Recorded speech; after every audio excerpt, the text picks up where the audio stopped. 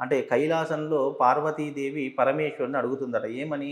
స్వామి భూలోకంలో మానవులందరూ ఎన్నో కష్టాలు పడుతున్నారు. ఒక్కొక్కరికి ఒక్కొక్క కష్టం. అంటే వాళ్ళ పరిస్థితిని బట్టి, వాళ్ళ యొక్క స్థితిని బట్టి ఎవరికి ఏ సమస్య ఉన్నా గానీ, అన్ని సమస్యలకు ఒకే పరిష్కార మార్గం ఏదైనా ఉందా అని జెప్పేసి పార్వతీదేవి పరమేశ్వరుని అడిగితే, తంత్ర విషయంలో ఒక విధానాన్ని చెప్పడం జరిగింది. అదేమిటి అంటే పార్వతి మనుషులకు ఎలాంటి కష్టాలైనా సరే, ఎలాంటి ఇబ్బందులైనా సరే, ఎలాంటి రకాలైనటువంటి సమస్యలైనా సరే, వాటన్నిటినీ కూడా తొలగించుకోవాలి అంటే అరిష్ట నివారణా తంత్రము అని చెప్పేసి ఒకటుంటుంది.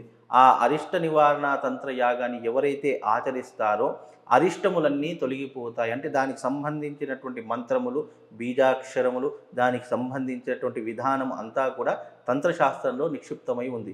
దాని ప్రాసెస్‌గా చేసుకొని ఈ అరిష్ట నివారణ తంత్రాన్ని ఎవరైతే ఆచరిస్తారో వాళ్ళ జీవితంలో రాబోయేటటువంటి విపత్తులైనా సరే